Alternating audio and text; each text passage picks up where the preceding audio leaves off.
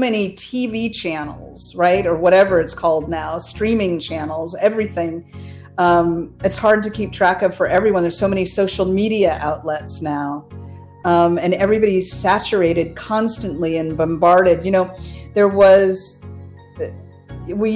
main thing for advertisements was whatever, in the newspaper, billboards that you would go by, the radio, and television primarily. And then things started evolving so that you could get rid of channels, or get rid of commercials, right? You didn't have to watch commercials anymore. So then advertisers did an end around, and then social media cropped up, and now we're bombarded constantly, with commercials where technology helped us get away from them. Now you can't get away from them. So there's nothing but eyewash out there, and it's really a difficult market in which to stand out, for sure.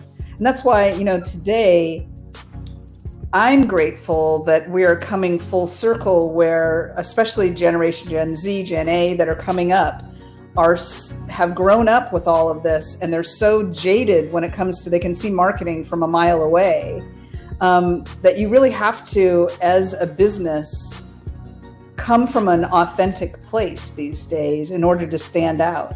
Just like a human, right? If you're like, who are you, right? Who are you as a business?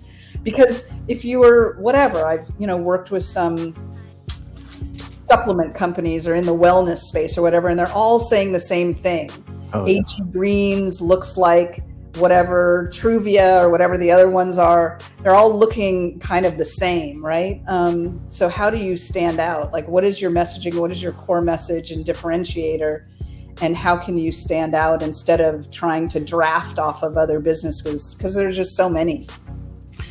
Yeah, I remember back in the day, man, when I first came online, people said stuff like, "You scam artist." I'm like, what? Why am I a scam artist? And this is during the MySpace days.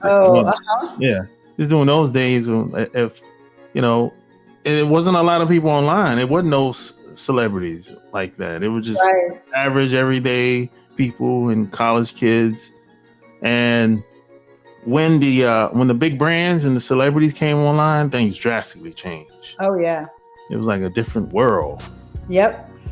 Yeah, and it keeps evolving, right? So now the trend for the last few years has been influencers. Like, all the marketing dollars are going into websites and influencers and social media ads that are focused on influencers.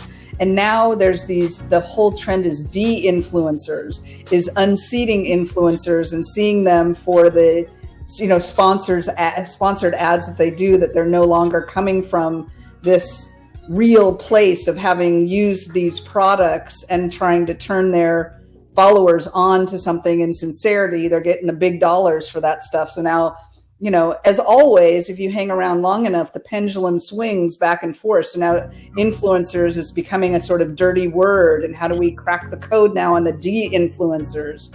So, but yeah, you said scam artist. I get that about marketing, is that it is trying to ultimately, what we're trying to do as marketers is separate you from your money for one reason or another, right? So that's why, I have been lucky enough to do the best I can to choose the clients that I get involved with these days, so that there really is some sort of there, that they're doing something that makes the world better, that makes health better, that addresses mental health, that even elevates, even if it's style or fashion, that there's something in it for someone rather than just the mercenary, capitalistic, give me your dollar bills, y'all, Yeah, things drastically changed, because even some of the books that I've had back then, I still have today. And people back then said, "Oh, you read those types of books." But today, they're like, "Oh, that's a good book." I'm like, "Oh, okay." So yeah, I just saw that. So like, everything old is new again. I just saw that somebody wrote a post about a branding. I'm really focused on brand strategy these days and trying to help founders and business owners and investors hone in on their foundational brand strategy so that they are coming from an authentic place, whether they're launching something or pivoting or something.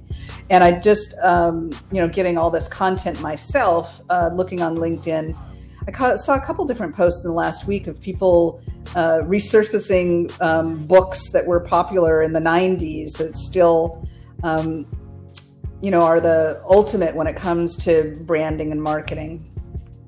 That's good. Going back to basics, Yeah. So you like the internet. You embrace it and all the new technology and everything. God, I just love it so much.